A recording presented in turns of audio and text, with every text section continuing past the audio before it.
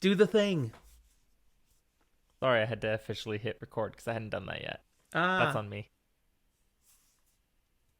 Hi there, and welcome to another episode of Fantasy for the Ages, the show where father and son sit down and talk about fantasy books. I'm the son of that equation, Zach. and we're gonna have to start the recording again. Oh no! I'm recording again. I think we're fine now. Ah. I'll Okay, knock on some particle board for you. yeah, you don't have to count down or anything this time. Just go for it.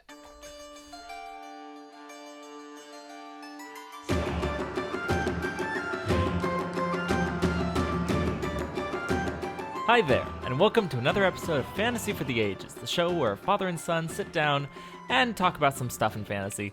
I'm the son of that equation, Zach. And I'm the father, Jim. And though you may not know it, though it might show up in the actual recording, that's the second time we've started this episode because I had a glitch with my recording device the first time. Here's hoping there's not a third time. And I just want to say, Zach did better the first time. You're right. So I'll have to try to hopefully still slip that in anyways, and then you can see the comparison. Nah, I Anyways, think I get like fresh pizzazz each time. It's something different, something new, okay. something sometimes less exciting. Well, it is good to be here with everybody. Glad to do another recording. Zach, how you doing today? Which I asked just as you take a drink. Yeah, oops. No, I'm doing well. It's a good day. It's a Saturday, but it's a Saturday that I worked again. It's been long working weeks for me these past couple, but it's a job that I enjoy. So I'm done with that for the day and ready to talk about fantasy. How are you doing, Dad? I'm doing well. It was an amazingly busy week. I actually was running a conference this week for a good chunk of the time, for Wednesday, Thursday, and Friday. So work was very busy and very full. I was not even Sounds here. like I it. was out at the Oregon coast running a conference. I had very little time for the kind of preparation I like to do. In fact, I'm woefully behind on editing last week's episode, so I don't know if I'll make the deadline. It'll be the first time out of 66 episodes that I might not make the drop deadline. But You know, if you don't make it 1 out of 66, I think we're okay. I have high expectations of myself, but I will try You do. anyways. But I appreciate that you're trying to take the pressure off. Thank you, son. Definitely. But we're here. We've made it. I've got stuff ready for us to go through as we Indeed. dig into the next 3 chapters of The Dragon Reborn, and I've been looking forward to it. Now, speaking of taking the pressure off, do you have a drink today? Yeah, not a. Exactly. I didn't have the time to even do something like that, but I do have something to drink. There we go. And it's something with an interesting story. How so? A very short, interesting story. I'm just drinking some red wine. Okay. It's a red blend table wine. And the reason I'm drinking it is that your mother, while she was home and I was at conference, she opened this red bottle of wine and she had one small glass and went and didn't like it at all. Okay. So I have this open bottle of red wine and I haven't met a red wine that I won't drink. So that's what I'm drinking today. So you're drinking a red wine that is fine, but mom wouldn't touch after one sip. Exactly. There's nothing wrong with it at all. Quite tasty. Quite tanniny? But it's not mom's thing. Quite what? Tanniny? That's not a word, not but particularly. I'm going with it because I know she doesn't like Well, the that's why I tannins. was like, what? What did you say? Tanniny? Yeah. See, I can go with chewy. As Emmeline put in the Discord. It's a little chewy. It's got some I don't complexity. want to think about my liquids being chewy. But that's a descriptor with wine. That works. It just feels She's showing more, herself to have an elevated palate. feels more Unlike congealed. perhaps you. And I'm... Something had to go horribly wrong if you're chewing your way through wine. No, you're so literal, son. So literal. Only sometimes. Well, what are you drinking? I am Is it chewy? also... No, it's not chewy. It's likewise a little simpler than some things, but I went ahead and took some Deep Eddy lemon vodka and mixed it up with some iced tea, and have myself an alcoholic Arnold Palmer. Not entirely sure if it gets a special name if you make it boozy, but it's a thing. Okay, maybe I'm just being stupid, but isn't an Arnold Palmer always alcoholic? No. No? An Arnold Palmer is just half lemonade, half iced tea. Oh, well, that sounds boring. It's tasty. I guess I would always want a boozy Arnold Palmer. I guess I'd say. Yes. All right. Well, we got that out of the way. There are a few notes here today before we jump into the goodness of the Dragon Reborn. First, I have a new country to announce that you can add to the map. Yes, it's been quite a while since a new country found us, but we now have listeners in Thailand. Hi, Thailand. Hi. Nice to have you listening. Absolutely. Expanding our reach in Southeast Asia. So, very cool. Another thing, Okay. there have been a lot of teasers and details continuing to come out with the Amazon Wheel of Time account. And this includes one that particularly I went, yes, when I heard it this past Thursday, because it regards how the Aes Sedai will be pronouncing Tar Valon. Just like that. Tar Valon. See, that is the official way it's coming out on the TV series. Yes! I don't know. I didn't listen to that. I haven't heard it. So it doesn't have to exist yet in my brain. I don't have to admit defeat, and I never will. Your disappointment is coming. You can't escape it. Jim for the win. Yes. No, I'll just stick with they all have accents. That's it. Speaking with Jim for the win, the Black Tower podcast had their annual celebration of starting a podcast this past, last weekend, and called The Gathering Madness. And they had a drink competition during that, which on behalf of Fantasy for the Ages, I submitted one of our drinks. I had given them 4 kings and a peachy crown. Now, they do on a live stream on YouTube, tasting all of the contributed drinks, and you are supposed to submit a story behind the creation of the drink, which I did, a story I shared when we used this on our own podcast. Oh, goodness, months ago. A few episodes, like back in 25 or something. Now, this is a pretty stiff drink. 4 kings and a peachy crown. It's got some similarities to a Long Island. It's not as strong as a Long Island, but it's hefty. And when they're trying to taste all these different drinks and stuff, this was one they did not finish. It's like, whoa, no, can't do it. Nevertheless, when they got to the judging, they agreed it did taste good. It didn't win best tasting, but it did win best story. So they valued the storytelling we put behind this one. And you know what? And I'm like, yay! I'll take best story. We're in the world of books and stories and things. If we've got the best one when it comes to a drink, heck yeah. That's right. If you would like to see for yourself a little bit more about our drink there and all the other drinks, you can find the drink competition on the Black Tower Podcast YouTube channel. It was quite entertaining. Picture 3 guys sitting there trying all these drinks and trying to talk analytical as they get more and more drunk. It's actually good fun. By the way, that particular drink, 4 Kings and a Peachy Crown, is tied to a story that is first told here in this episode, in these chapters. So it's like the wheel weaves as the wheel wills. It's almost like if you'd had the time, you'd be drinking that again.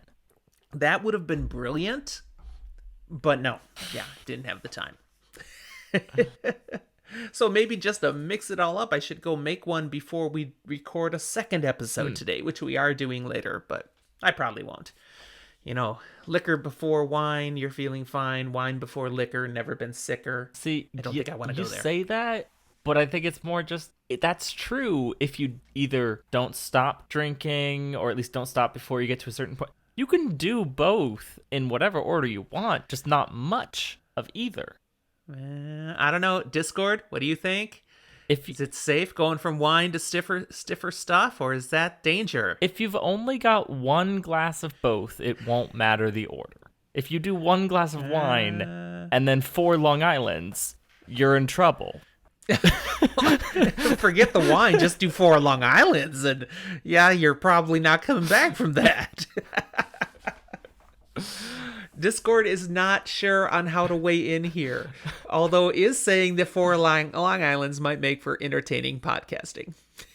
Until I fall asleep in front of the microphone. An alcohol coma. And for public service announcement, please drink responsibly at all times. We do not support alcoholism in any way, shape, or form. No. Just the healthy we do indulging not. of alcohol. Yes. All right. The Gathering Madness, I mentioned, was an anniversary celebration of their podcast. So we need to start thinking about that. The anniversary of our podcast is mid-December. I have to actually go back and look at the exact date of our first drop, but it's mid-December, and here we are, late October. We should start doing some planning. Yeah, I'm not ready for us to have been doing this for a year. It does not feel like it's been a year. And yet at the same time, it feels like, when were we not doing this? Yeah, but think of how much has changed.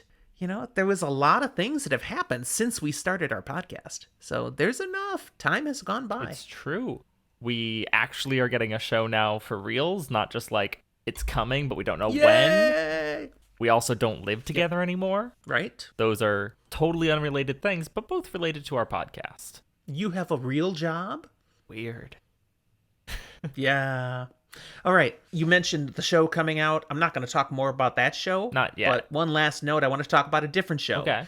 Because we do talk about things beyond the Wheel of Time. We also talk about other fantasy and sci-fi fiction. And Dune, Part 1, the movie, finally came out this past week. I've watched it. Did you have a chance to watch it yet? No, I might watch it tonight. It definitely like this weekend. I just haven't gotten there yet.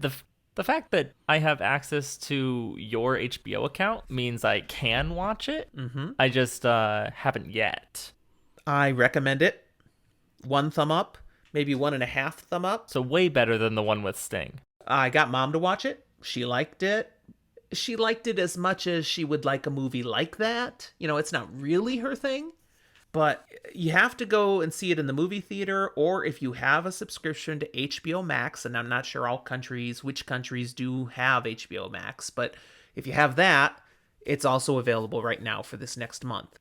And we enjoyed, I watched it on the big screen TV here with the surround sound. It was very good. Yeah. Not the big screen, just your big screen. My big screen. I did not want to watch this at a conference on an iPad. No? It's like, no, I need to do this some justice. And it was worth it. I was thinking an iPhone with earpods. Yeah. I think this is a movie that would be better in theaters. But I'll tell you, it's 2.5 hours long, and you get done and you want more. That's a good sign. I wasn't bored. I want more. And there will be. It's part 1. I think they're going to do 3 movies for this part of the Dune story.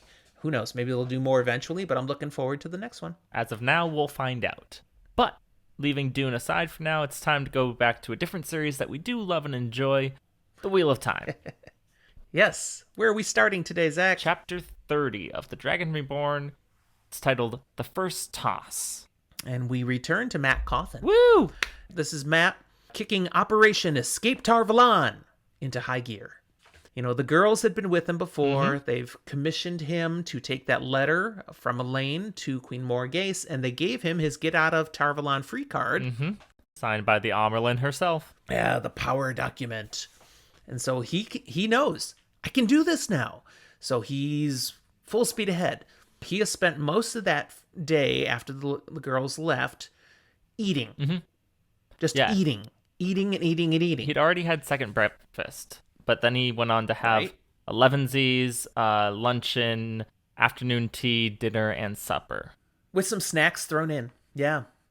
And he was indeed eating a lot. Oh, and the servants, they're like more than happy to keep bringing him food because he's supposed to eat. But anything that's like non-perishable or less perishable, like dried fruit or hard cheese, he's been storing that. He's not eating it right now. He's storing up food to take with as he leaves Tar Valon. His efforts, however, eating as much as he can and continuing to order more food, well, it's interrupted by a visit from Anaya Sedai. Dun, dun, dun. She stops. Not well, really. She stops by just to check on his health, but really, what this is a sign of is they've noticed he's eating a lot more. They've all been keeping tabs on him. Now, he tries to act all casual. He doesn't want anyone to worry about him. It's just, you all told me I need to eat, so I'm doing it. And I really want to kind of get back to feeling good all around. So I'm thinking to even head out tonight into the town and just maybe find a common room, lift my spirits that way. Now, I want to take a moment and just mention, Yeah. it's actually reasonable for an Aes Sedai to come in here, not even being like, Matt, you're sus, but rather, Matt, we're worried about you. I don't entirely know if this is necessarily the same, and we can be led to believe that it's not true, but in real life, if you're emaciated, you haven't been eating and all that, and then you suddenly eat, just fill it back up, that is horrible for you. You can definitely end up losing it, and sometimes just the process of trying to eat back up can kill you. Yeah, but he does not have that problem. No, but I think having concern for him isn't unreasonable. And it gives a good excuse to check in on him. Now, when he does say he's thinking to go out on the town tonight, she's like, uh-huh, sure. Yeah, you're just gonna try to go out on the town. Mm-hmm. That's fine. Just remember, don't even try to leave the city. Basically, you're not fooling us. We know this is a scheme again. The Aes Sedai know more than than he'd like to pretend they know. They're pretty sharp. As she goes to leave, she also notices his quarterstaff, the one he brought back from his playtime with Galad and Gawain. And she says, "You do not need to protect yourself from us, Matt. You are as safe here as you could be anywhere. Almost certainly safer." It's just a walking stick. Totally just a walking stick. Now, I actually wanted to ask you, what are your thoughts about him being as safe here as anywhere? Well, one, what we've been hearing with our chapters with Egwene and Nynaeve and Elaine is that that's categorically untrue. Mm-hmm. Or, alternatively, you're as safe as you could be anywhere because, well, you're not safe anywhere else and you're not safe here too, so I didn't lie. Exactly. Discord agrees with you too. Now, the comment of almost certainly safer is such a half non-committal statement that you have said nothing. You have said nothing. I mean, almost certainly means nothing. Yeah. That's how I said I love to talk. You gotta watch for those. All right, well, evening does finally come. Matt, he's headed out of the tower. He's got all his belongings with him. His quarterstaff, all his clothes are packed. He's like going on an expedition as he walks out the tower. The Aes Sedai notice him, many of them notice him leaving like this. I'm going on a journey. And they just look amused. Yeah, nobody tries stops to him stop because, him. well, there are people that will stop him. And they're not here yet. They're a little further on down. And there's no concern that he won't. There's no concern that Matt's going to be able to just get past them. Nope. Yeah, Emmeline dropped the meme that I was hoping she was seeing in her mind at least. That's it. Frodo running from the Shire. Yeah. That's not Frodo. That's not Frodo? Who is that? Oh, is That's that Bilbo? Bilbo Baggins. I'm going on an adventure. That's it. But that was the image I was seeing. So, yeah, perfect. How dare you disrespect Martin Freeman like that? Sorry. And, it's kind of like they're going to let him go now and have his fun. He's got to try. That's fine. He'll be back. Now, that suits Matt fine because that's exactly what he wants them to see. Mm-hmm. That he's just going to go on a futile attempt to get away and they know he can't. He's out of the tower. He feels relief because he knows what they don't know. He's got the Get Out of Tar Valon card. Mm-hmm. That ace up his sleeve. So, yeah, they've let him go thinking it's pointless. But it's not pointless. And so now his goal is to get out of here before they realize, and get far enough away before they realize, whoa. He's gone? He's not coming back? He's got a plan now. And he figured, if there's no way off, if they have it all figured out, the best way to actually get away is to let them all think you're a fool. Mm-hmm. So they don't suspect there might be something more going on. And he's played that right, and he's successfully on his way. So what does on his way mean? Well, he's going to head to the harbor, plans to get on a ship. This is, end of day. There won't be any ships leaving. His plan is he wants to make sure he gets arrangements on a ship, so whichever one is leaving first in the morning, he's on it. The moment there's any light, that boat's setting off down the river, and he'll be going too. That's right. So with a bounce in his step practically, he's headed down through the town, working his way towards the harbor. Now we get reminded here that Tar Valon, much of it was built by the Ogier. Or at least much of the greatest, biggest, and most fantastic parts. That's right. It's a beautiful city. But then men who built the rest of it tried to pattern what they did off of the Ogier style. So even the most common buildings, from taverns to inns, or even storehouses down by the docks, they're more ornate than you normally would see. They've got scroll work and fanciness that tries to fit in with the style of the rest of the city. Now, I'm aware that the quality of these buildings and such are fantastic. Even the human-made stuff is an architectural marvel. However, in my brain, I think of things like the Arts Attack videos that I did for art class, where you get some famous painting or something or other, and you're supposed to imitate the style and do it, and it's like, I'm 6. I'm not that artist. This is not going to look the same.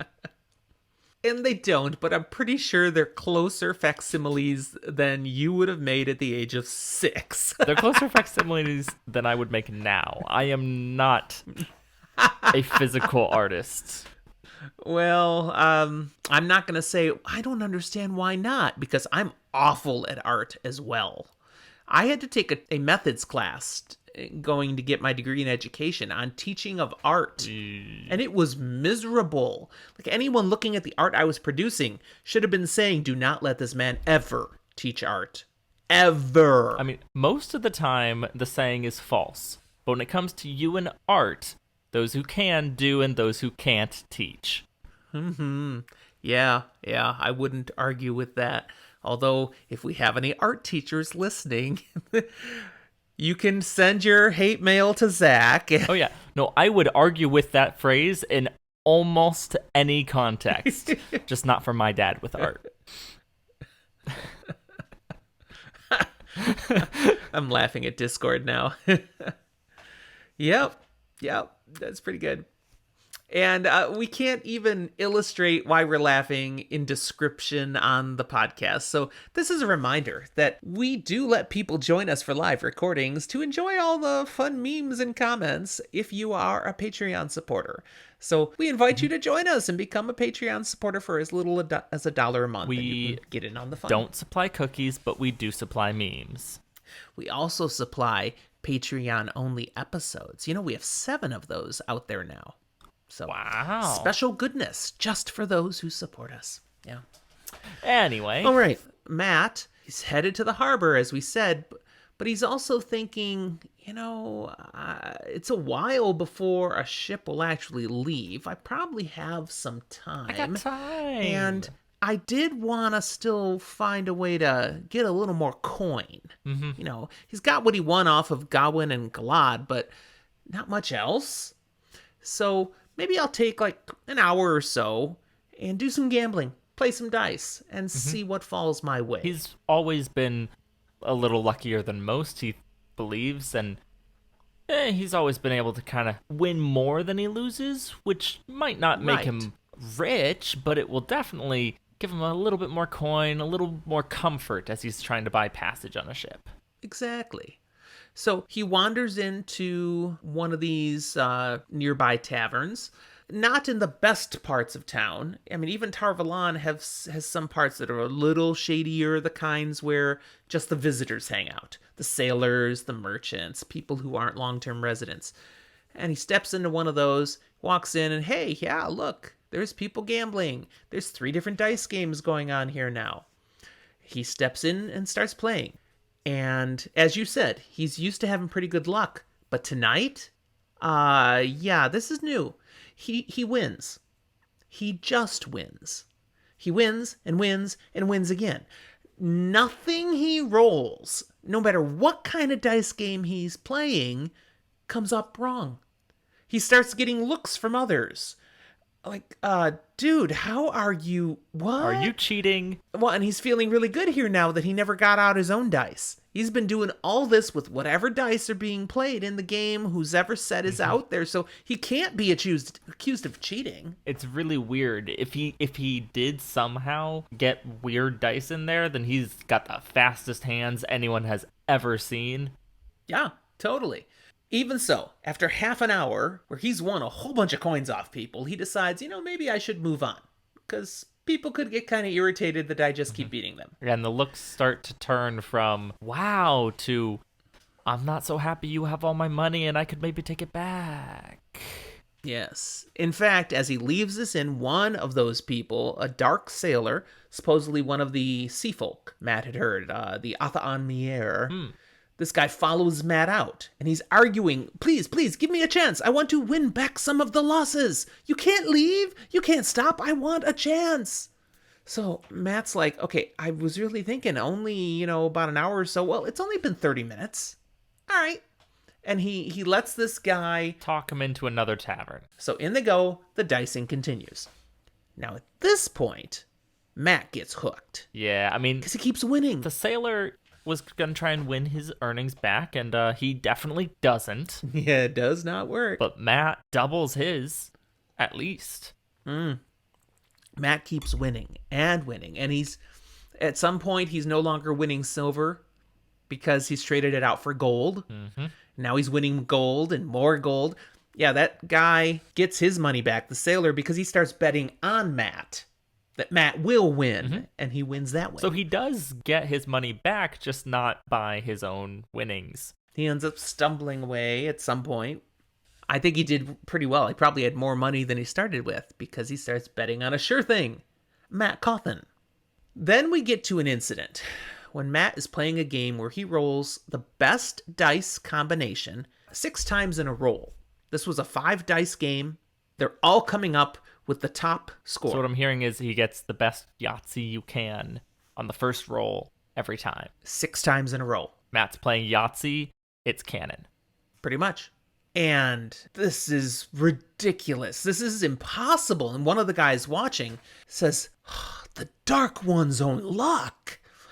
And that pushes a button for Matt. He kind of goes off. He's like, he overreacts at that comment. Dark One, nothing. He grabs that guy, grabs him by his lapels, shoves him up against a wall. At this point, realizes this guy is like taller and a lot bigger than me. But he's yelling him at his face, don't say that. Don't say things like that. I'm no dark friend. Okay, what's going on here, Zach? Why is Matt overreacting like this? What do you think? To me, this screams PTSD. This screams there's been a triggering reaction, and Matt just almost unconsciously reacts. It's not him thinking through what he's doing and analyzing and deciding this is his reaction. No, it's just he emotionally responds to an offhanded comment. Yes. I think it touches on something that's been bugging Matt deep down. He's not been paying attention to it during all of this. He's just been riding the wave of luck. But he knows this is not possible, how he keeps winning every single roll. What if it is something connected to the Dark One? What if this is about the Shader Logoth dagger? And that the Dark One did something to him through it that's permanent. He thought that he's been healed. The dagger's gone. What it did to him is gone and purged, and maybe not. And especially when this is this night of celebration, of freedom, of finally getting away from Aes Sedai and all their schemes, to realize that maybe, just maybe, you can't? Right. Maybe this is permanent, and he's been changed. Okay, this is too much for Matt. Plagued by these questions, he's just got to go. He's got to get out of here. He needs some fresh air. He grabs his things, doesn't even stop to pick up the last coins he just won. He just leaves them at the table, and he's out of this tavern. I like to think of it as like, yeah, there's a couple $100 sitting right in the middle of the table that he just won, and he's like, nope, don't want it. I'm like... Walks away. Yep. That's a lot of money. Okay, never mind. Outside, Matt takes time to think, to process all of this a little more. I mean, as you said earlier, Zach, he's always been lucky.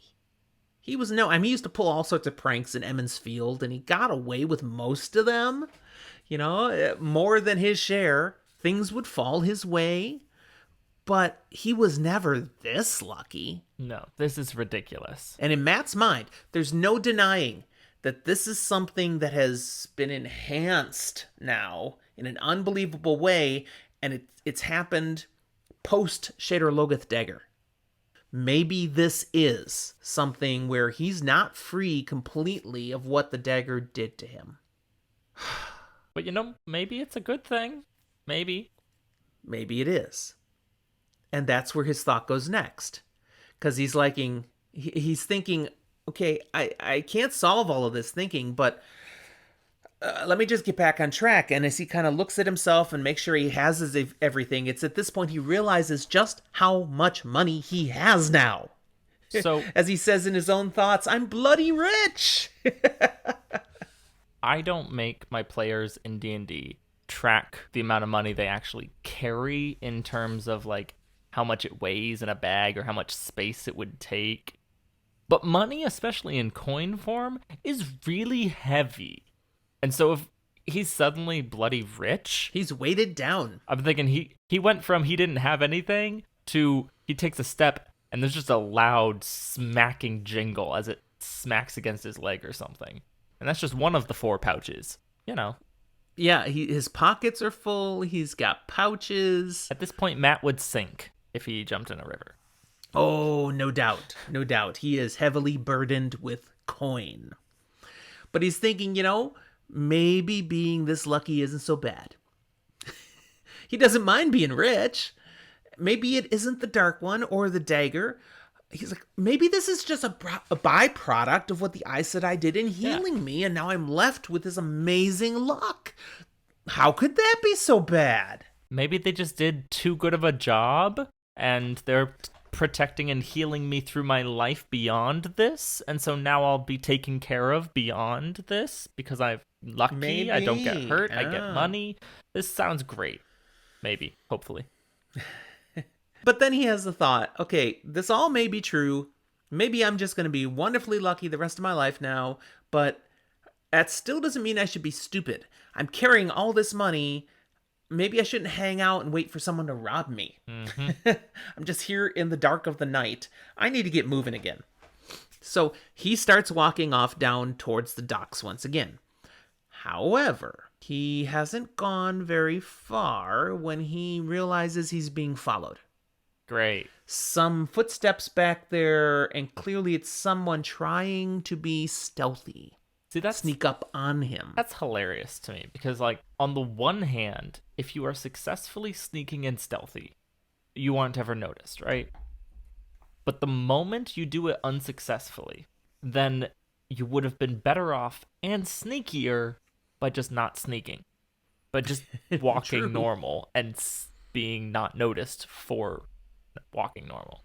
But they never think of that. Nobody ever does. They never think of that. Nope. All right, so since he realizes someone is following him, he quickly heads down an alley, duck over to the next street, where he sees another couple of men who seem to be searching. And he slips into some shadows just around another corner, holds his quarterstaff, waits, ready to defend himself.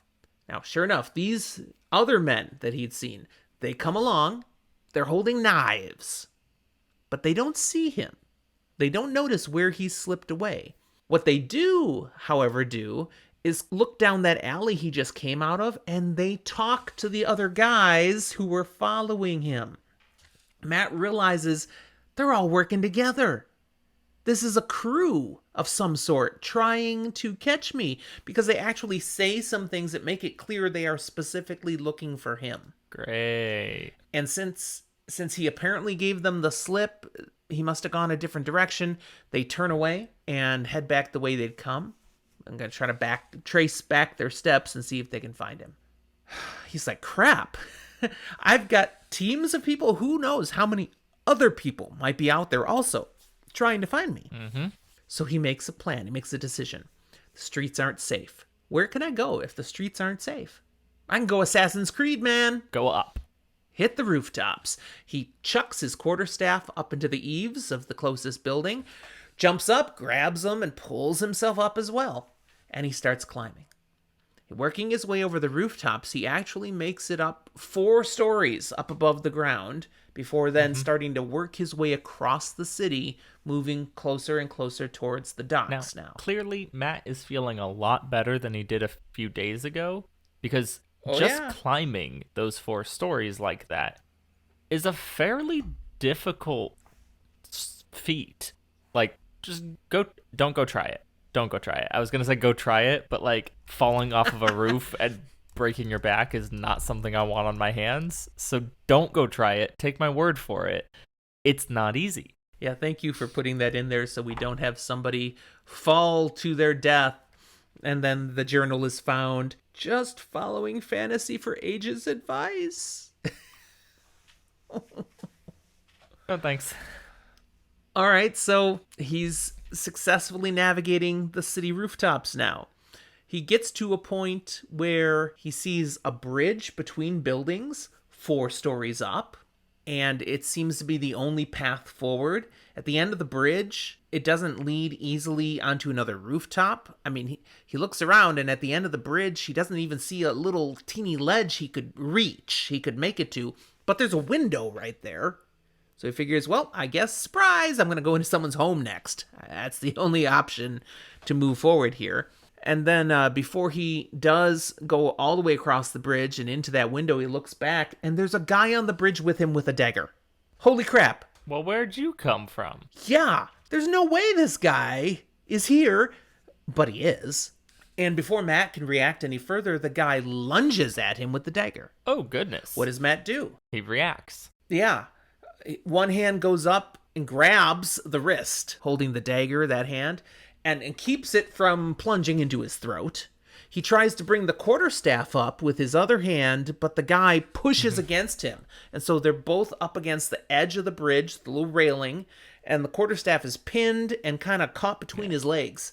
So there's nothing he can do with it. A quarterstaff is kind of useless when you're 2 feet or less from someone and have 0 mobility with the one arm you're holding it in.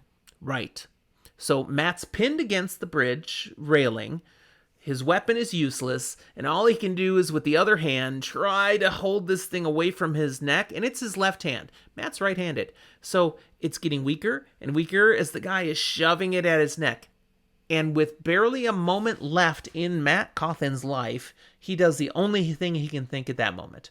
He shoves off. Something stupid. Yeah, this is totally stupid, but it's perhaps better than just dying with a dagger in your throat. He shoves off from the ground with his both feet, flinging himself and his attacker off of the bridge. Now, do you remember how high they were off the ground? Yes, they're like 40 feet or so, depending on how tall these stories are. And the actual measures in the Wheel of Time, but that would be a whole nother episode. Yeah.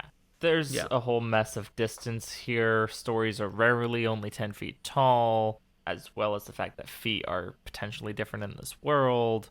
Perhaps this world maybe uses metric. But no, sorry, it doesn't. We can loosely understand this is a distance that is high enough that the impact will definitely result in some broken bones. Likely end in death. It is high enough to actually cause death from falling in just about any placement. Not guaranteed, but possible. But he was about to die anyways. And so as he shoved off, you left something out. I thought you were going to say it because it's in this note here, and it's very, very here. Please. What does he say as he goes and shoves himself off? Well, after a whole night of gambling, he, coins a little catchphrase. Why not? Time to toss the dice. Yep. Let's see what comes up. There is a quick plummet to the ground. He thinks he hears the guy yell out in shock and surprise, but you hit the ground pretty fast, actually. And Matt, the air is completely knocked out of him. He's seeing stars, but then he realizes, I'm alive.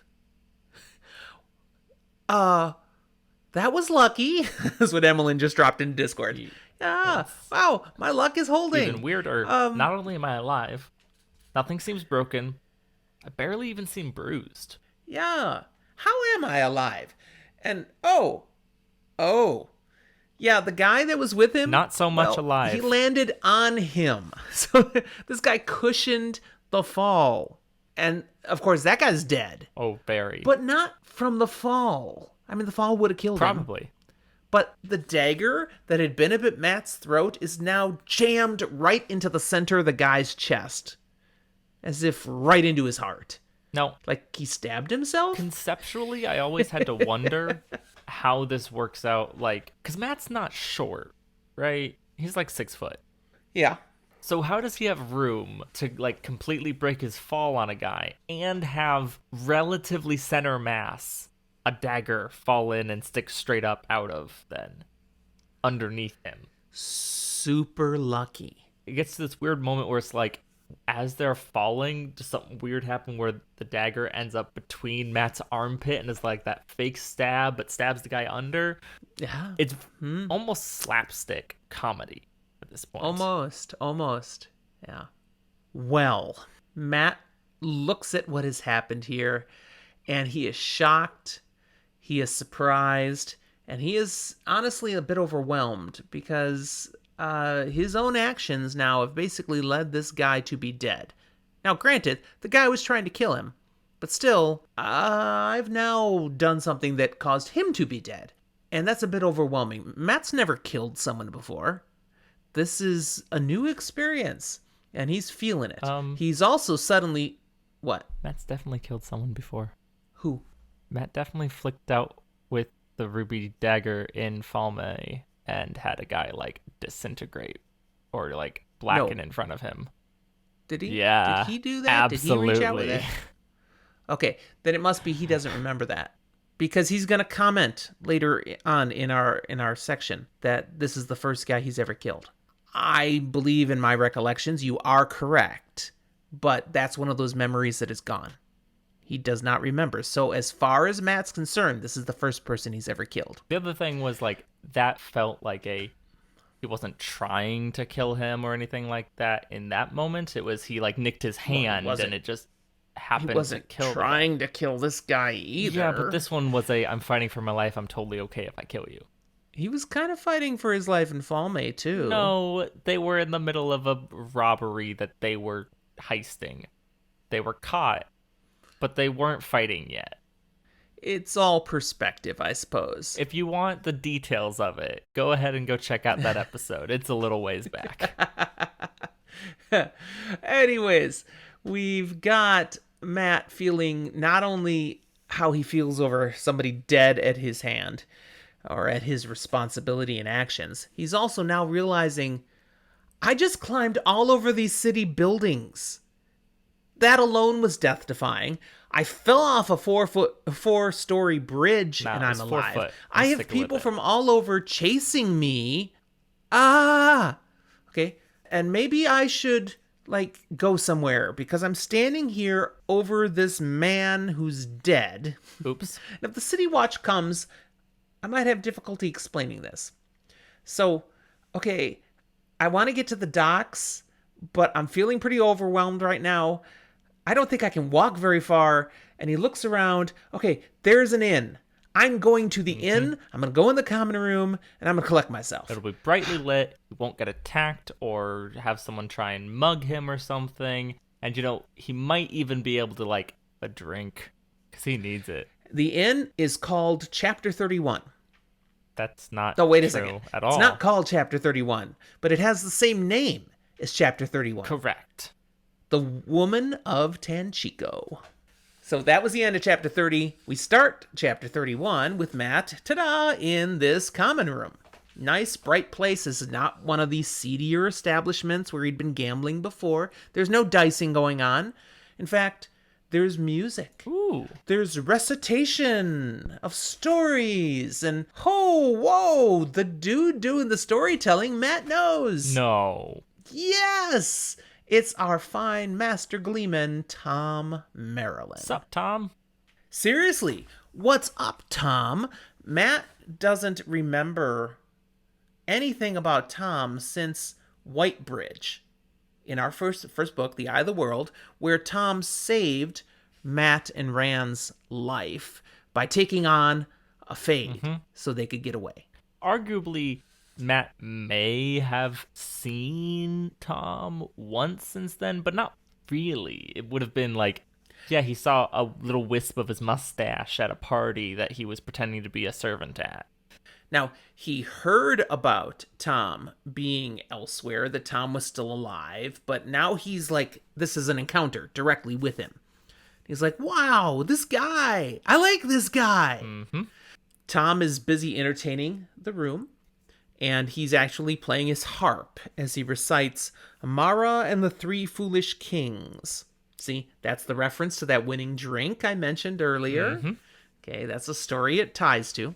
Anyways, Tom saw him come in. It's like he skips a beat. You know, he almost stops playing and singing and reciting, I should say. But no, he keeps going. But he clearly noted, Matrim Cauthon. Huh, what? Matt goes and takes a table in the common room. Serving maid comes over. He orders 2 drinks. She makes a crack like, drink a lot, huh? It's like, no. I have a friend who will be joining me shortly. Sure, and of course he's thinking of you Tom. have a friend. Your right hand and your left hand, right? Double fisting.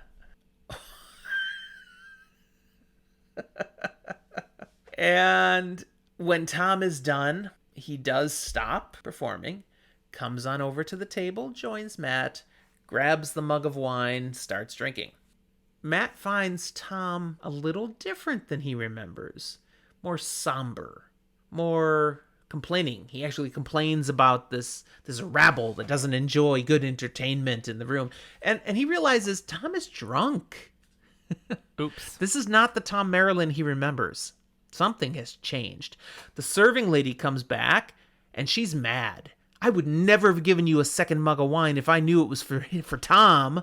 Tom, what are you doing? Stop. He's had like 4 casks already. Another serving lady comes over, also starts fawning over Tom and trying to convince him to put the mug down and let's get you back to your room. I've prepped your bed. There's a warming pan. Let's get you in there nice and comfortable. They clearly love Tom. So apparently what all the boys need to really be thinking is, oh, I wish Tom was here. He understands women. He understands women. Tom manages to shake them off. Don't take me to the room. I'm fine. Go away. But Matt's the one that's actually successful by saying, let's get some food into you instead of drink. Let's get some food. I smell chicken. Ladies, could I have 3 or 4 chickens? Oh, and Tom, what would you like? Let's get you some too. Which is, I find very funny. And they both look at him like, wait, what? Because he just ordered 3 or 4 chickens for himself. Yeah. And now he wants to order more for Tom. Who orders 3 or 4 chickens? Obviously, No only one person in all of Tar Valon, and therefore everyone ought to know who this is, but they probably don't because they're not in the know. So they agree, though. This is a good idea. Let's get some food into him. Tom, we'll get you some chicken. And they go off to get the food. They eventually do bring the food out, but these two are just here now having a conversation, and we learn some things, some explanation for what Matt has found. First, Tom is definitely melancholy. He's suffering some form of depression, and it's due to the loss of the only 2 women in his life he's ever loved. Sorry, I'm laughing at Discord as I picture Matt Cauthon should... What are they? Okay, it says KFC should do a Matt Cauthon bucket. Where it's That's like 4 or great. 5 whole chickens in the bucket. Yes. Wouldn't you want to order Got this family too? size and then Matt Cauthon sized. Nice. Like it. Okay. So he's feeling this way because of the 2 women and how it ended with both of them. He mentions Morgase, who ended up wanting to kill him, and Dina, who Tom's actions led to her being killed. Now remember, we know from past experiences he was a court bard. There was something that happened with Queen Morgase, so that's who he's talking about there. And Dina, well, we remember the actions in the Great Hunt. We definitely saw her body, and that was traumatizing. And Tom is clearly still grieving. Clearly spiraled downhill from there. When Tom learns in this conversation that Rand is still well, he expresses surprise. He also hears Moraine is with Rand, and at that, he comments on how she's a fine-looking woman, and a fine woman. Although too bad she's Aes Sedai. This is spoiler-like comment. We just want to emphasize. I don't know, but like, yeah, this is significant comments. We just want to emphasize that. There's a lot of first-time readers always miss these comments. There's a lot of truth, and yet also a lot of things that don't quite make sense when people are this drunk. Now, Tom had been surprised that Rand was all right, and Matt questions that. Why would you be surprised at that? Well, Tom has suspicions about Rand, and he doesn't say what they are. Oh yeah, because but based on what he thinks of Rand, he expects would definitely lead to trouble for Tom, for Matt in the conversation, and for Rand if anyone knew or found him. Because Tom, just like anyone else actually really important who doesn't already know, believes Rand might be a channeler, maybe even someone that the Aes Sedai are trying to say is the Dragon Reborn. Heck, maybe even is the Dragon Reborn. Who knows? Probably not. Okay, I'm going to differ on that last part. I don't think Tom has anything thinking where Rand is the Dragon Reborn. I do. But I do believe Tom is sure or almost positive Rand was a channeler. No, so if he's been around Aes Sedai, he's probably...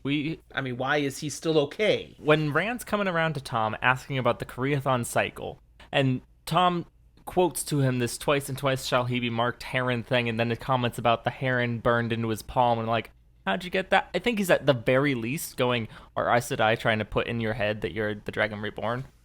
That is a fair argument, which I have no way to counter, so I think you win that one, Zach. And let me once again mention how complex and deep the Wheel of Time series is, and it's hard to remember everything. We can just, like, add in here, Tom is drunk right now, but Tom notices everything. He is not the fool that he might let you believe he is. And so, if you think you're being subtle, you're not. Tom's seeing through it. We also learned that, yes, Matt thought Tom was in Cairhien.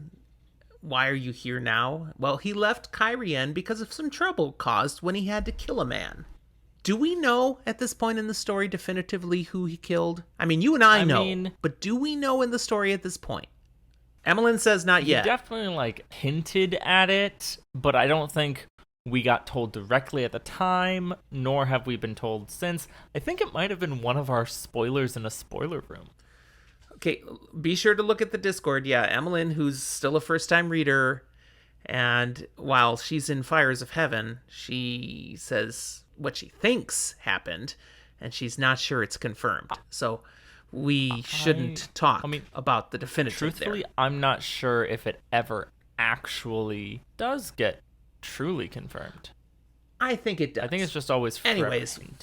What we can confirm here is he killed someone and it caused trouble. And therefore he left Cairhien. And he chose to come to Tar Valon as self-punishment. Because it was the worst place he could think to go. He'd be absolutely miserable here. You know what? And he deserves to be miserable. Matt kind of probably agrees with you. Agrees that Tom deserves to be miserable? No, that Tar Valon's the most miserable place he could go. That is true. Absolutely. And he disagrees with Tom in another respect, where he says, I did not take you for someone who would be so sorry for yourself. And this is a little moment of, like, unintentional tough love, because I don't think Matt actually has Tom's best interests exactly in this moment at heart. He's not thinking, oh, stop being sorry for yourself in the terms of what it is, but he's legitimately saying that. And Tom is just in this grief spiral, which is absolutely fair and valid, but he needs someone and something that push him out of it. And in a way, this kind of starts moving that direction. 100%. And how it starts is Tom showing a little fire, snarling back at Matt. You know nothing. You don't understand the sadness, the loss. Wait till you've lost people and then see how you feel. Come on, Matt. And then... You know nothing, Jon Snow. Yeah, I was hoping someone would think I'd that. go with our And then yeah. he goes on to turn it around and say, hey, and why are you in Tar Valon? You talk about how it'd be terrible for me. You practically wet your pants anytime someone used the one power. Why in the world are you in Tar Valon? Anyways, I was thinking about leaving. Yeah, Matt doesn't want to talk about why he's in Tar Valon. But he does take it right away. Let's shift. I'm getting out of Tar Valon. And then he's struck with a basic thought, a way that he could help Tom, because he does think deep down, I owe this man my life. So maybe I can get him on my mission with me. Hey, Tom, why don't you come with? And uses some reverse psychology to pull it off. Where he says, you want to be miserable? I have a place that'd be even worse for you. I'm on a mission to take a letter from Elaine to Queen Morghese in Camelin. If they catch you there, oh, you'll wish you were back in Tar Valon. And Tom's like, you're right. Tell you what, that sounds good. Let's do it. You stay here. And then before he finishes saying anything else, he looks at the platter in front of them where the 3 chickens were laid out and realizes Tom hasn't touched anything, but the chickens are gone. Matt has cleared off everything. I mean, Matt's just been eating this whole time. Yes. So he says, I'm going to go get my stuff. Try not to eat the table while I'm gone. No promises. Ducks away, grabs his things, comes back out. Let's go. Heads out the door. Matt goes to follow, and one of those serving ladies that was so upset with him before grabs his arm and says, okay, I don't know what you did, but thank you. I forgive you. Because I've not seen him with a bounce in his step and a glint in his eye like he has now since he walked in the door. Bless you. No, it's fine. I just told him, let's go somewhere where you probably will get killed. Yeah, he's not going to mention that. But Tom is ready to go, so let's do this thing. So Matt then follows Tom out the door and immediately freezes. Because as he looks, he sees Tom, but he also sees the spot, not far from the inn where he fell off the bridge, and there's no corpse. The body that should be there is gone. Clearly, there's a patrol, very Monty Python-esque. It's a cart. He walks around and he just goes and picks up the dead people. I'm not dead yet. No, I don't think that's what it was. Because he would have heard something happening over there. And he didn't hear anything. There was no to-do. I mean, if a dead body was found just outside the inn, there probably would have been some noise. There would have been a ruckus raised. Maybe, probably, people would have screamed. Regardless, he stops and stares at this spot. And Tom's like, what is wrong with you? And Matt makes up something saying, I was thinking about footpads. And Tom responds, footpads? Thieves? There's no thieves in Tar Valon.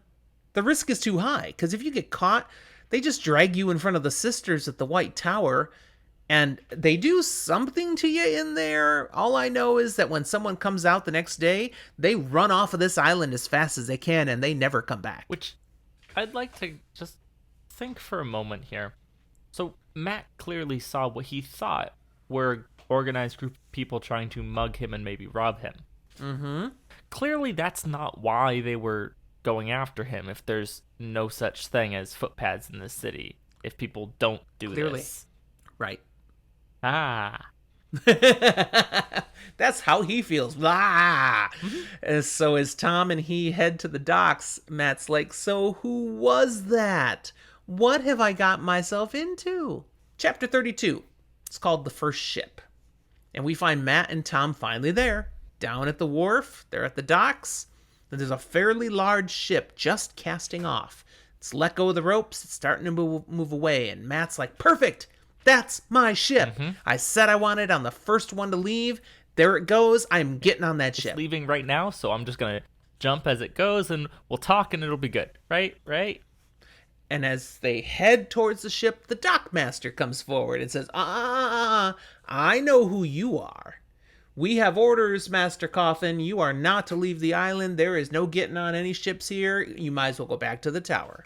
Tom is like, what? But Matt, he just pulls out that super paper from the Armerlin lets the dockmaster read it, and says, "Obviously things have changed, good sir. I'm on tower business. I have to leave, and I need to be on that vessel now." The dockmaster's like, I've never heard of anything like this, especially someone who's forbidden to leave, but now has special document to leave.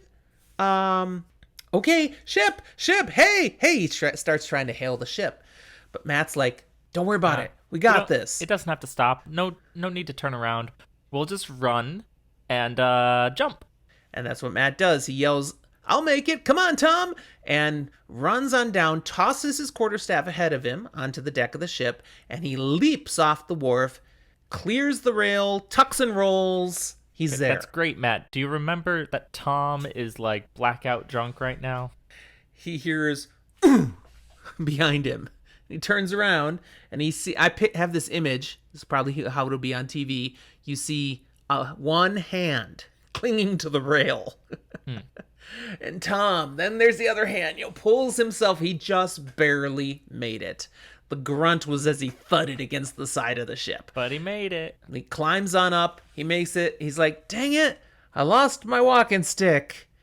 I'll need a new one of those. Because remember, he does kind of need a walking stick. He's got that lame leg ever since the Fade issue in Whitebridge. But they're both there. Smooth sailing has not arrived, however, because the captain is also there, and he's furious. Like, what the heck are you two jumping onto my ship not for? Not just stowaways, but quite literally jumping onto the ship. Plain as the eye can see, middle of this dawn getaway. What the hell? I am not having such things on my ship. And he basically, snaps his finger as two sailors come forward, big burly guys. Chuck these guys overboard. Before they can do it, Matt pulls out the Amerlin's document again. Now, doesn't give it to the captain, but kind of flaps it in his face enough that the captain can see the Amerlin's seal. Mm-hmm. He also then pulls out a gold coin out of his pouch and does it very intentionally in a way so the captain can see there's a lot more where this one's coming from. And he gives him the gold coin and says, "This is for your troubles, sir. I am on business direct from the Amerlin seat. It's urgent. I will make it worth your while to get us down river to Erangel in Andor. We need to be there as soon as possible. And this is urgent. It must be now. In fact, the blessing of the White Tower is on all who aid us, but the Tower's wrath is on any who impede us." It's a good thing Matt can lie. So the captain just says, "Well, by your leave, sir," right? That fixes everything right there, right? Not quite. Not quite. Part of the problem is we learn here now that this captain, the ship, is from Tyr. What do we know about Tyr? Tyr, yeah, we know they don't like the power. They don't like Aes Sedai. Not at all. In fact, there's probably not a lot of ships from Tyr that even come to Tar Valon. But that's what Matt and Tom ended up jumping onto. The captain, he says, I have no love for Aes Sedai business, but at the same time, I would rather not anger them. So, fine. You can come along, so long as you can pay. The passenger cabins are full. I don't have room for you, so you can sleep on the deck with the crew, and it'll cost you 2 gold coins. So I've got this one you already gave me. It'll take 1 more. And you'll eat what the crew eats. Tom is flabbergasted. He's like, that's ridiculous. Apparently that's way more money than would typically be charged for even the passenger cabins, let alone this condition. Plus, if you think back to the last time Tom was on a riverboat, he's like, we don't pay. I'm a gleeman. Yeah. I can entertain. We don't pay our way, we play our way. That's right. And the captain, he mentions that. And the captain's like, my crew's here to work, not be entertained. So that's worthless. So either you guys pay up or you guys are going overboard. Matt doesn't argue. Instead, Matt comes right back with, okay, well, how much for one of the cabins to ourselves, as well as all the food we want, and not the crew's food, all of the food at the caliber that you eat, Captain. Mm-hmm. How much will that cost? The captain, he laughs. He's like, ha, ha, oh, really? That's all you want? Okay, well, that would be 5 gold crowns each. Mm-hmm. And he keeps laughing. This is basically, he's just set an Yeah. exorbitant, ridiculous amount of He money. goes so far as to put his own cabin up there and be like, if you can produce that, have my room. I don't. He's so confident that That's it's right. so ridiculous. And so Matt just starts counting coins.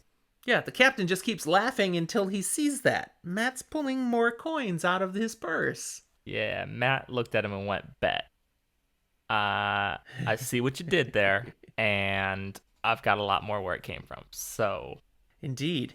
Not only does he pull out the particular coins that have been requested, he pulls out a few extra and he hands them to the captain and he says, and this is for the poor passengers that you're going to kick out of their cabin when you take it, so to ease their pain. He's being extremely generous here. And the captain's like, yes, sirs. Okay, well, I guess this is what we're doing. And then Matt's like, so perhaps we could see our cabin and maybe even get a little food. It's like, absolutely, come this way. And the captain's like, are you perhaps actually a young lord in disguise?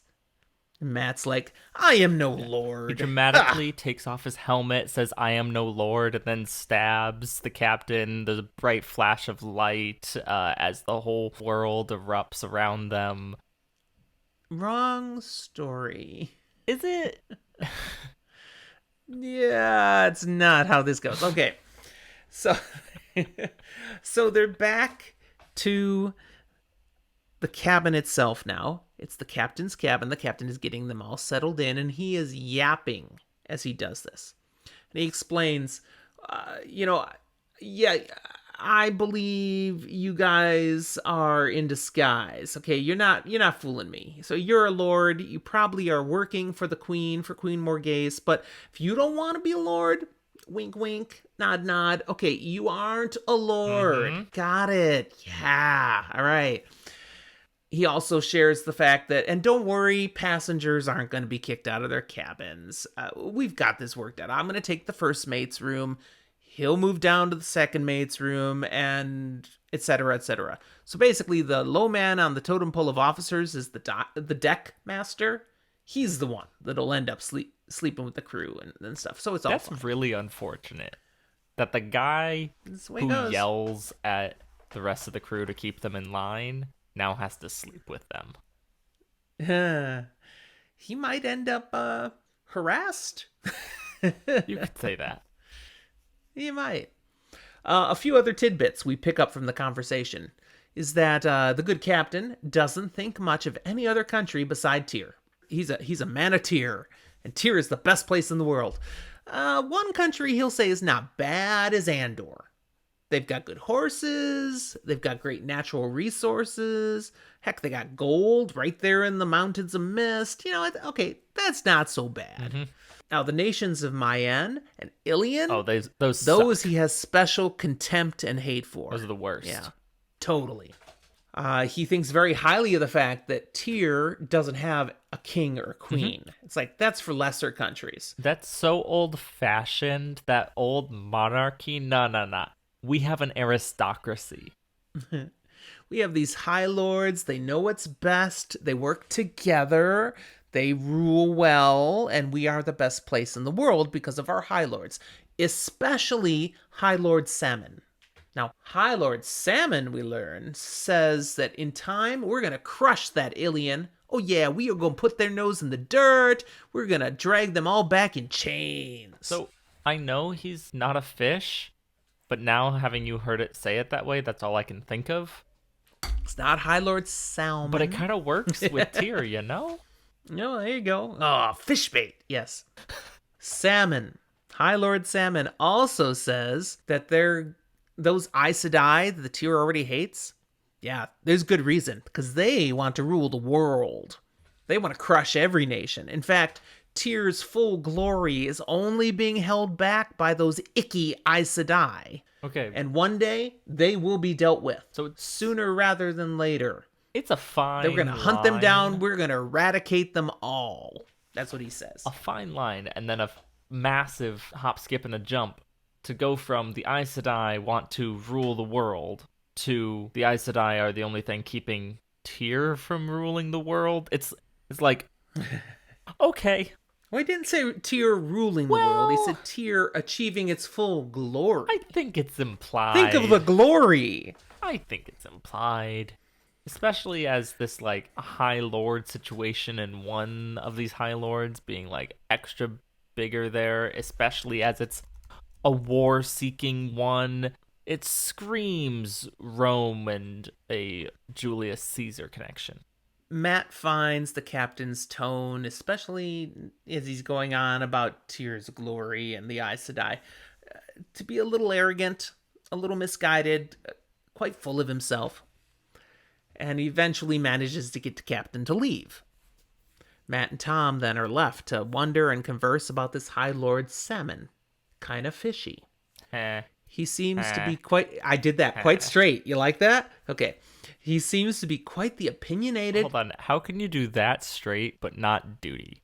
Did you say duty? Exactly. So, about this High Lord Salmon, very opinionated, very inflammatory, clearly very powerful and influential, and yet Tom's like, I've never heard of a High Lord Salmon. I know all the High Lords. There's no salmon. Maybe he's just recently raised, but how in the world would it be so powerful and influential on the whole thinking of Tyr, like this guy's implying? He's clearly just super charismatic. It's fine. It's fine. There's something messed up there. That's what Tom is saying. Now, speaking of messed up, now that they're alone in the cabin, Tom wants some answers. He's like, so what is really going on here, Matt? I mean, first of all, where'd you get all this gold? This is ridiculous. You're rich. And Matt's like, well, playing dice tonight. I played a game, 4-3 Right, or 17. Matt takes his dice cup, he dumps it out, and it comes up all ones, which is a winning toss, I should say, or a losing toss. It depends on the game, but they all came up the same. And Tom's like, oh, I see. You've got weighted dice. You were cheating. Matt's like, no, I didn't even use these dice. Honestly, I was just amazingly lucky.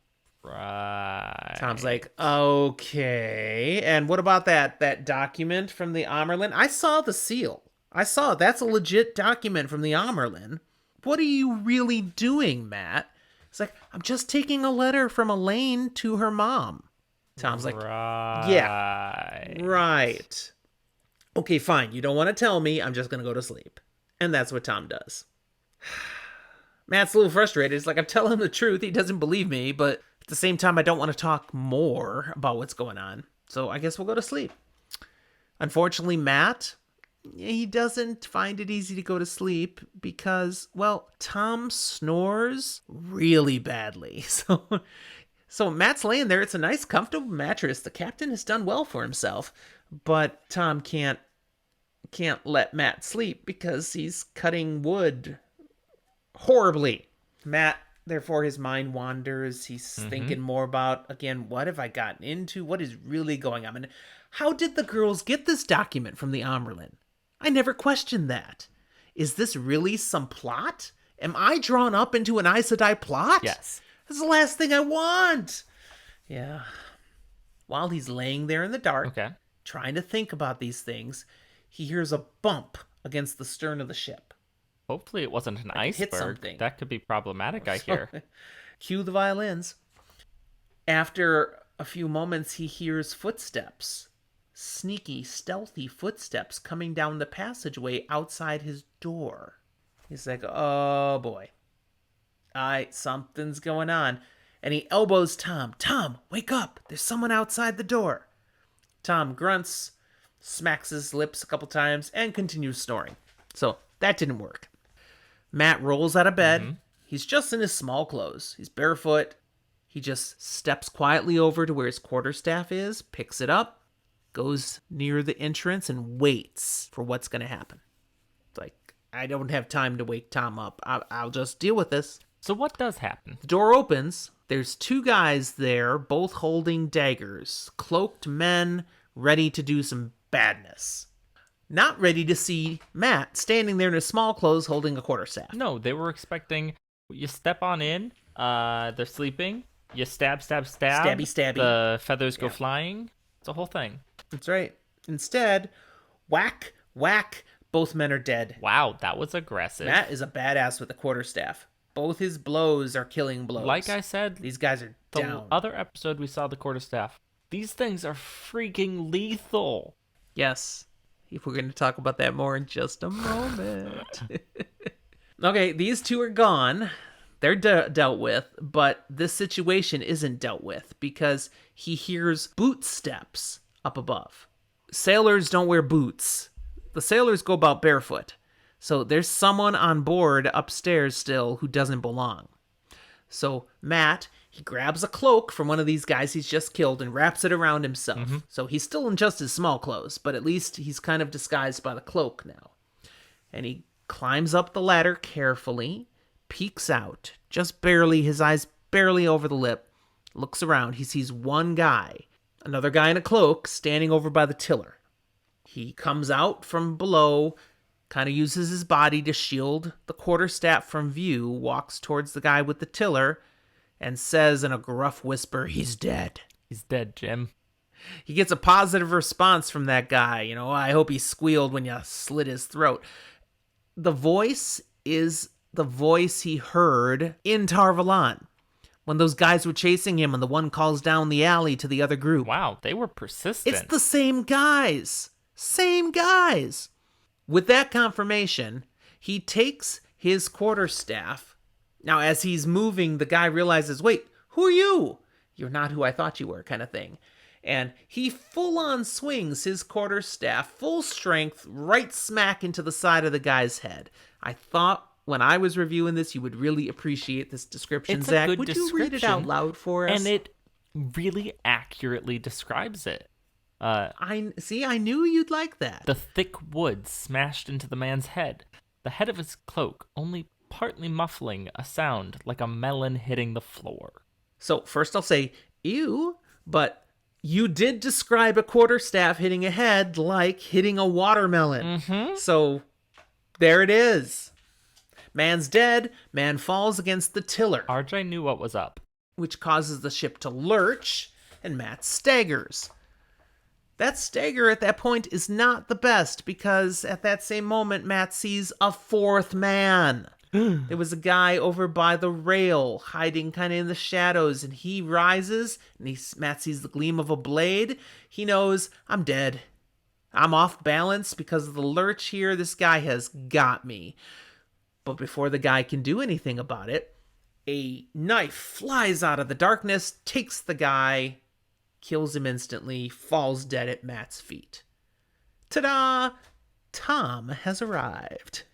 Would it be fair that he's gotten kind of to the point of hungover now, or he's still pretty drunk? I think Tom handles his liquor I think we saw better than people realize. He doesn't that well. He just somehow is still physically capable. Yeah. Regardless, Tom had finally woken up. He'd seen what had happened down below, the dead bodies. He'd come up to investigate what's going on just in time to see Matt was in trouble, and Tom takes out the fourth guy. Now, over at the rail, they see a rope is tied. They both go over, look over the rail, they see a boat. Small boat up against the ship. Two more men in there. They hear one of those men yell out, "The great Lord, take me! It's him!" And they frantically try to get free of the ship. Tom does a brilliant little acting bit and speaks out loudly, "Would you like me to kill them too?"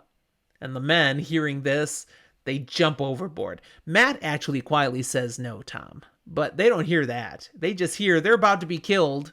Over they go. Swim for your lives! Swim away! Swim away! Tom's like, fools. The river is way too wide here. Think middle of the Mississippi River down in Nolens. They are not gonna make it to shore. Yeah, and that's not... Oh, well. I mean, they might if they were smart enough at some point to eventually just, like, float on their backs and little swim. They could make it. It's just, like, they're probably going to be bashed against rocks at some point, get tired, and drown. People in a panic being smart? Yeah. Finally, the rest of the crew figures out something's going on. And they come up, and they discover these dead bodies down below, the one at the tiller. They're like, what happened to our guy? Oh, wait a second, that's not our guy. Tom steps into the information void and says, "We just saved your ship. These were river brigands trying to kill everyone and take what you have. We discovered them and we protected the ship." Ta-da! Matt, he leaves Tom to deal with that because he's pretty shaken up by all this, and he just heads back to the cabin. The adrenaline rush is now wearing off and he's a mess. And all he can think about is, what in the world have I gotten into? What game am I playing? Now, you would think that's where our chapter here ends, but no. It would have been a good spot, but there's a little bit more. We get a POV jump. First one of the night, we're going to jump over to Rand for a moment. We haven't seen him in a while. That's right. We've been Matt. And what do we see Rand doing? Rand's just sitting by a campfire, playing on his flute. That same flute that Tom had given him back in Kyrian. That's right. He's playing a little ditty called Rose of the Morning. Mm-hmm. It's one of those songs he remembers he played for all the weddings at that previous town he had visited. He starts trying to reminisce and figure out how many days ago. I mean, how were there so many weddings? I mean, it seemed like everyone wanted to get married. He doesn't remember the name of the town, really. He's starting to question his own sanity, which is fair. That's right. He's pondering, again, what really is all going on here. I mean, Moraine told him he was Taviran. Is this what it means to be Taviran, then? That I have this kind of effect on people? Maybe I really am Taviran. Maybe that's what caused all the weddings. But maybe it's something else. And that's what he doesn't want to think about. Because they're saying he's the dragon reborn. Yeah, but that doesn't have to be true, right? Just because they say it's true doesn't mean it has to be. They can be wrong. He says, I had to let them proclaim it. It was a duty. I didn't really have a choice, but that still doesn't make it true. I am so proud of you. Now, why do you bring that up? We could have gone just right past that word, and then I don't have to start thinking about the connection of duty. I had to mention it because it's the first time in this entire podcast that you've been an adult. Oh, the entire podcast. That's harsh. Wow. Is it true? Absolutely not. Am I sticking with it? Absolutely. Okay. Again, he's sitting here, he's thinking, he's trying to work through some things in front of the fire. His thoughts now turn to Egwene. You know, all these people got married. He had thought that's what he was going to do once upon a time. He was going to marry Egwene. Now, instead, she'd come to him in his dreams. And what did he do? He tried to kill her because she was clearly going to try to kill him, just like his parents had in his dreams. It's also messed up. Because apparently everyone's been coming to get him. In fact, not just everyone he knows in his dreams, but everyone both in his dreams and in his real world. Everywhere he seems to turn, there are people out to get him. Shadowspawn trying to kill him. Nowhere is safe. Yes. And these people trying to kill him, he realizes it's not the real people. It is Shadowspawn, pretending to be his friends. But was any of it real?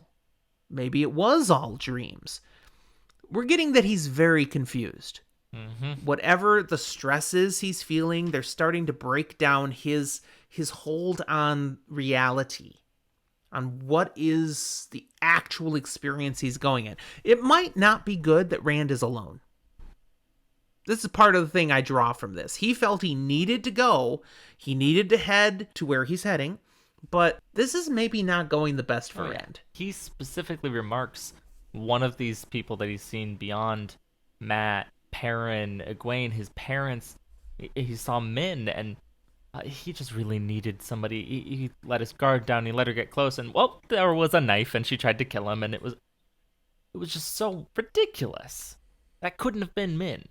Right? Yep. And then he saw Celine again.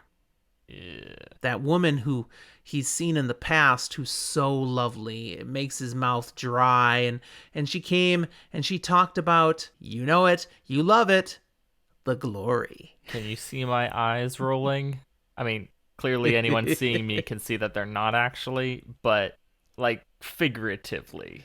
And her words to him are about Kalendor, that he does need to go claim that sword. It's his by right, and when he has the sword, he will have her. That's her promise. Feels dirty. It does. He's being pushed. He feels he's being caged. He's being trapped into a path, and he doesn't like it. But at the same time, he doesn't feel like he has choices. He has to follow what he's being pushed to do. Speaking of pushing, in addition to these dreams that are trying to kill him, he keeps having other dreams, recurring dreams. They're pushing him, and not just pushing him, but also pushing Egwene, Nynaeve, Elaine, pushing them into these cages, nets, hurting them, not just Rand. And as he thinks of that, the one that hurts the most is to picture Elaine being caged and hurt. But he doesn't get that. He's known Egwene and Nynaeve a lot longer. Why should Elaine being hurt be the one that bothers him the most? None of this makes sense. So what does he do? He goes back to playing the flute some more. Oh, yeah. I just need to power through, and maybe if I just keep playing, I won't have to sleep. It'll keep me awake, and then I don't have to have any more of these terrible dreams. It's clearly a long-forgotten talent, some way to mystically use your bardic powers and ward your dreams. He's actually casting Mind Blank. Oh. Well, let me point one thing that is clear here. He's really working very, very hard not to fall asleep, is what we're seeing. Mm-hmm. Have you ever watched Nightmare on Elm Street? Once upon a time. I barely remember it, but I think I hear where you're going. I mean, there's a whole series of the Nightmare on Elm Streets, and they get worse and worse. But if they fall asleep, bad things happen. Yeah. So they work very hard not to fall asleep. And guess what? When you work very hard not to fall asleep, bad things happen. Well, it's kind of crazy. You need sleep. That Rand is worried about going mad, because one of the biggest things that definitely happens when you don't sleep is you can have things like hallucinations. Yes, start to doubt your reality and quite literally go mad. So Rand al'Thor, damned if you do, damned if you don't. That's pretty much where we're at here. And with that cheerful note, that's where we stop our regular content today. So we'll go into a spoiler room segment in just a moment. But before we do that, we just want to, again, thank you for being with us. Definitely. First-time readers, you're going to want to jump out in a moment. But we do want to encourage you again to rate and review us wherever you listen to podcasts. We'd love your help spreading the word of us just having a good time talking about these things. If you think others might enjoy that too, let them know. If you are enjoying it specifically, let us know. What are some of the ways they can let us know what they're thinking, Zach? Well, whether you completely agree with everything we're saying or you want to just come yell at us, you can always write us an email at fantasyfortheages@gmail.com. Reach us on any of our social medias, Twitter being the best, but we're also there on Facebook and Instagram if you want to find our booze. And if you want to come join the conversation, either here live or just in many different channels on many different subjects with us and other people who listen to this podcast, you can join our Discord server. We have links, all the ways to find all those things in our show notes. And if you want to support what we're doing, there's a couple special ways you can do that. One, you can check out our merch shop on New Creations by Jen. I got a link there where you can find out stuff you can buy. Get the Fantasy for the Ages bling. But you can also more directly join our Patreon page. Become a patron of Fantasy for the Ages. Get some extra benefits, including being part of these live recordings. We love to have people with us. But that's it then. Thanks for being here, and we'll talk to you next time. For those of you who stuck around, welcome to the spoiler room. All right, we got to figure out who gets to go first. I've got a couple things ready to spoil. Hold on, I got to grab a I'm D20. using my colorful die this time instead of my kill someone die that you gave me. All right, so there's my roll. It's only a 7. Add 10 to your roll and you get mine. Oh, I actually get to go rolled first. a 17. Not a bad roll. All right, for me. full spoil something, my son. Full spoil something from this episode. Full spoil something from this episode. What do I want to spoil? I wasn't ready this time. I was sitting here going, I don't know. I'll figure it out. And I will figure it out. Give me a moment. It's happened to me before. Okay. I think I'm going to go with something that we may have actually done in a previous spoiler room part of. We may have even done more of it. I don't remember entirely, but we're going to do a little bit further here. Tom. Okay. Tom, in his drunken stupor, talks about a couple of things, and the couple of things that he regrets, or specifically some women that he kind of ruined things with. One who now wants to kill Yes. him, and one who's dead. Now, the one who's dead, we saw, and I believe we've talked about, Tom definitely went and killed the King of Kyrian. So, like, yeah. The one who wants to kill him, Queen Morgaze, we know of some rumored interactions between the two of them. But here's our fun spoiler. Tom probably also killed or arranged for someone to be killed, a king, more than once. Whether or not that Morgaze's husband at the time actually had the title king is questionable because of the state of matriarchal monarchy. But, oh goodness, what's the name? It's Damodred, but it's Terengale? Terengale. Is that right? Yes, because Tigraine is I think that's right. the former queen. Terengale Damodred is the name of Morgaze's previous husband, the father of Elaine and Gawain and Galad. And yet Tom definitely arranged for him to die. Why is a little out there and could be a couple of different options, but the end result, Tom's a king killer. Yeah. Who needs an assassin when you've got a Gleeman around? Apparently they're the same thing. Apparently. All right. Well, that's a good one. I like it. Well done. What you got? Put me to shame. All right, mine. I want to talk about gray men. Mm-hmm. Okay, so we already had a previous instant of a gray man attack in the White Tower. They tried to take out Egwene, Nynaeve, maybe both of them. Then we had another gray man show up in Sheriam's bed. Truth be told, we had a gray man before that too, theoretically. I believe way back in We did? Yeah, in Faldara. What are you thinking of? What are you thinking of in The Faldara? crossbow man. There was no. That was never confirmed that was a gray man. Oh, okay. That was just somebody that had been allowed in. I mean, it's But probable. that was not necessarily a gray man. We never had any instance where you saw but couldn't really see him kind of thing. No. But now we've got a gray man here because there are certain traits that are described on the attack on the bridge that truly show, yeah, that's a gray man, because you never saw him sneaking up. He had to have followed. He had to have been with him all along coming across the top, because that's how you get to that bridge.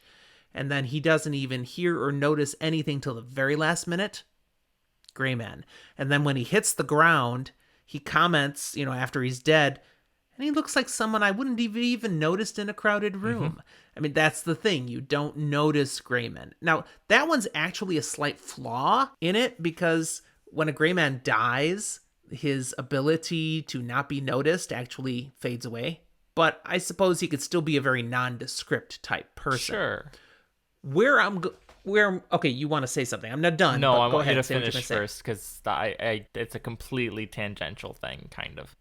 Okay, where I'm going with this is full spoil. I just want to point out, I love how gray men continue to be used all the way through the series. They're one of the boogeymen type guys where you just never know where someone's going to suddenly show up and do a killing. Sometimes it's stories of people who are killed in circumstances that couldn't have been, and we know, that was a gray man. We even have in A Memory of Light an attack by a group of gray men, and Matt actually has a particular gift of noticing gray men, which seems to be tied to his luck. Yeah, like, my comment was gonna be, for the most part, gray men feel kind of useless in the story. Like, they seem like some of the least effective, super effective assassins. They're supposed to be super effective. You never notice them. But, like, most of the times that we talk about them and stuff are... And here's my problem. Not that they're not super effective. Not that they're not terrifying. But rather instead, our main characters, at least for the most part, have gray man plot armor. Now, see, here's the thing. There's plenty of effective gray man attacks. we never hear about those because they worked. But there are... And no one knows a gray man was involved. But we're talking about our main characters who are protected by the frickin' wheel. And Okay? Okay, you literally just said they have plot armor. You use different words, Yeah. but that's what you said. I am saying it. But the Shadow doesn't know that. So they keep throwing gray men at him because this always works. And how infuriating and baffling to the Shadow that the gray men keep failing. They never fail. There should be no way this fails. It very much feels That's what I'm like saying. if you want to take out somebody who really doesn't matter that much, maybe they like politically matter, but they're not a person that actually matters, you send gray men. Otherwise, if they have any sort of ability or importance, now or in previous times or in future times, don't bother with gray men. Like, you're gonna send them and they're just gonna die. They're gonna notice at the last second and reflex save themselves.